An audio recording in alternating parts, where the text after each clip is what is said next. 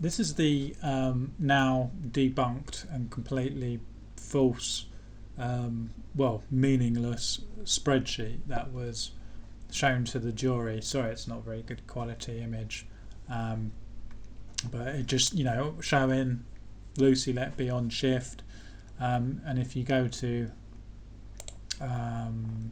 Dr.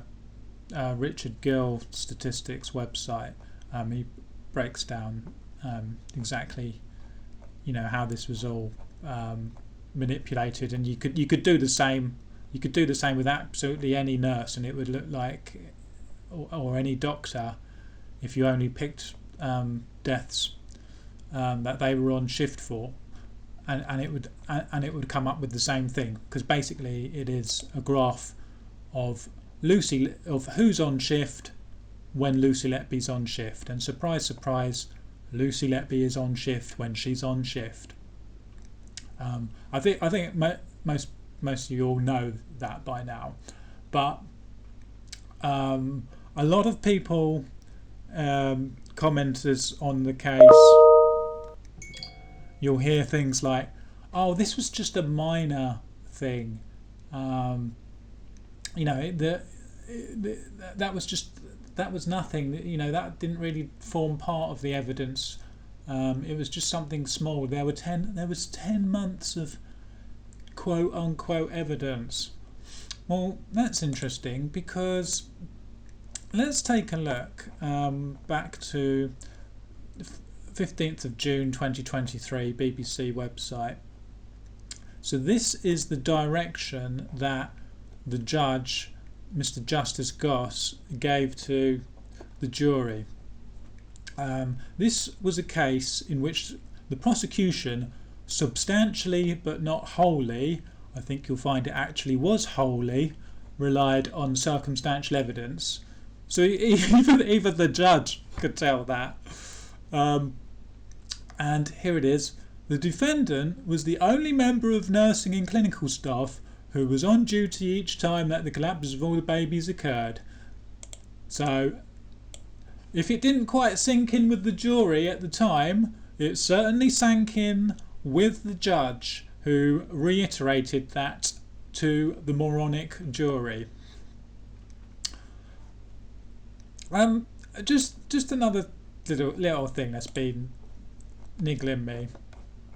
I mean, it doesn't matter, because she shouldn't have been sentenced anyway, but it's just about the sentencing. It's semantics, because she shouldn't have been sentenced at all, but this is just the icing on the cake, because she was given a life sentence for a whole life sentence for the attempted murders of I think it was 7 babies. So attempted murder, and she got a life sentence, and she got a life sentence for each of these attempted murders. So that's how they ended up with the whole life sentence, plus the other quote unquote murders. So I'm just going to look up the gestation periods of these babies. So 37 weeks gestation, baby M 33 weeks, baby E 29 weeks, baby I 27 weeks. I think that was all of them. Another 33, baby O 37, 33. I might be going round in circles here. But yeah, 20. Yeah, but 27. That is premature. I mean, 3 more weeks, and the mother could have legally had the baby aborted.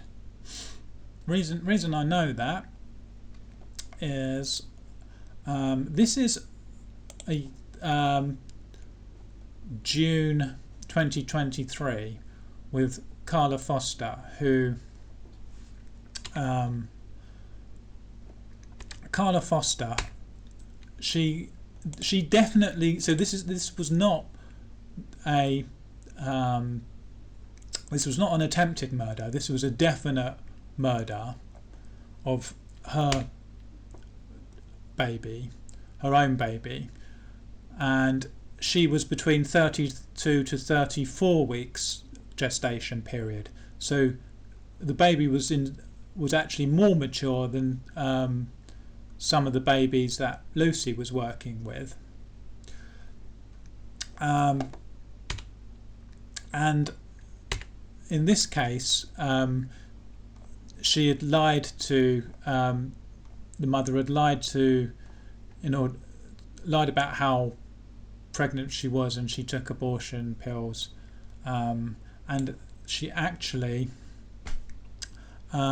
she lied to the police as well, because it says here. I probably won't be able to find it now, but she had lied to the police, and then only pled guilty after the police presented her with the fact that she lied. So the judge gives Carla Foster for the actual, so not attempted murder, actual definite murder, 14 months in prison. So this isn't attempted murder, this is actual definite murder. There were no mitigating circumstances. So what's going on there? Basically, I think I'll tell you what's going on. Well, two things. She never actually served 14 months, I don't think, because there was public outrage and turned into a suspended sentence. But she's actually been sentenced under the Abortion Act rather than murder, because if it's murder, the minimum sentence is life. So, I mean, isn't there an argument to say that, Lucy's time has been served because that, I mean, we're talking about the same gestation period. Shouldn't have she been sentenced under the Abortion Act? I mean, I say it's semantics anyway, because she didn't even do it. But it's just something that bugs me a little bit.